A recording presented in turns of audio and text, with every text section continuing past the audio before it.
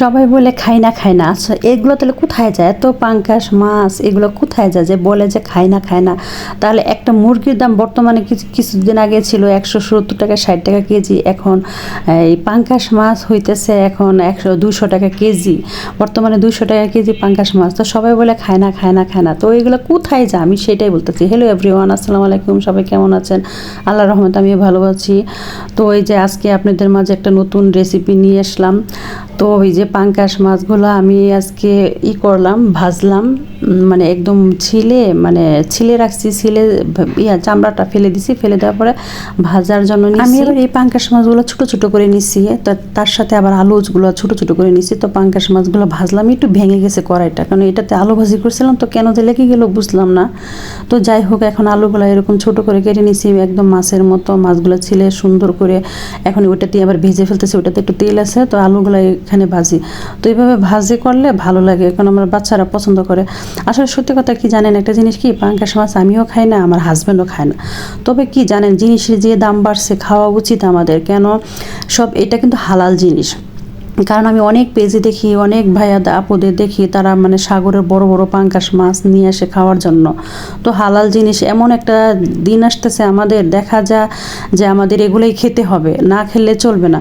তবে একটা মনের মধ্যে একটা কেমন একটা, আমাদের গ্রামের ভাষা শক করে, মানে খাওয়া যায় না। কিন্তু পাঙ্গাস মাছ তো রান্না করলে ভালো করে দেখা যায়, ভালোই দেখা যায়, খাওয়া যায়। তো আপনাদের মাঝে একটা কথা শেয়ার করি আজকে। তো আমি এই তরকারিটা যখন রান্না করে ওর আমার হাজব্যান্ড সকালে ঘুমিয়ে আছে, তো আমি রান্না করে রুটি বানিয়ে আর আলু ভাজি করে রেখে দিছি। রেখে যাওয়ার পর আমি স্কুলে চলে গেছি। তো আলু ভাজিটা ধরেন ও খুঁজে পাই না, তো তার ক্ষুধা লাগছে বলে সে বলে কী করছে, ওই পাঙ্গাস মাছের তরকারিটা আমরা চুলাতে রেখে গেছিলাম, তাড়াতাড়ি আমার বাচ্চা ছুটি হয়ে যাবে, সে বলে ওইখান থেকে আর 2 পিস, মানে 1 পিস না 2 পিস মাছ খাইছে। তো সে কিন্তু কখনো মানে পাঙ্গাস মাছ খায় না।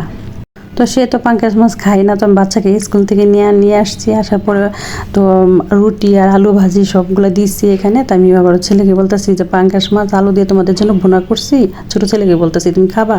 পরে বলতেছে ঠিক আছে দেখি কেমন, নিয়ে আসো। তো সে তো আমার দিকে অবাক হয়ে, আমার হাজব্যান্ড অবাক হয়ে আমার দিকে তাকায় আসছে। আমি কি হয়েছে? আমি তো অনেক ক্ষুধা লাগছে, আমি তো ঘুম থেকে উঠে আমার মাথা ঘোরাচ্ছে, আমি দেখি ওইখানে তুমি সুন্দর করে রান্না করছো। তা আমি তো মনে করছি কি মাংস নাকি মাছ টাছ কিছু নাকি। না আমি বলছি যে আপনি তো ঘুমিয়েছিলেন, আপনি জানি, আর আপনি আমার ছাড়া কখনো কিছু মানে খান না, আর আজকে আপনি ঘুম থেকে উঠে এটা নিয়ে খেয়ে ফেলছেন। আমি জানি না, দূর আমি কি করলাম, আমি কি তাতে কি হয়েছে, খাওয়া জিনিস খাইছেন, আপনি জানেন না তারপর খাইছেন, সমস্যা কি? আর হালাল জিনিস খেলে কি হয়? আসলে এটা কোনো কথা না।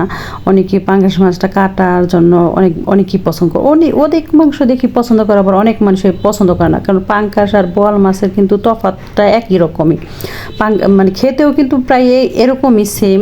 কিন্তু বোয়াল মাছটা আমার কাছে খুবই ভালো লাগে। দেখেন তরকারিটা খুবই সুন্দর হয়েছে, কালারটা অনেক ভালো হয়েছে।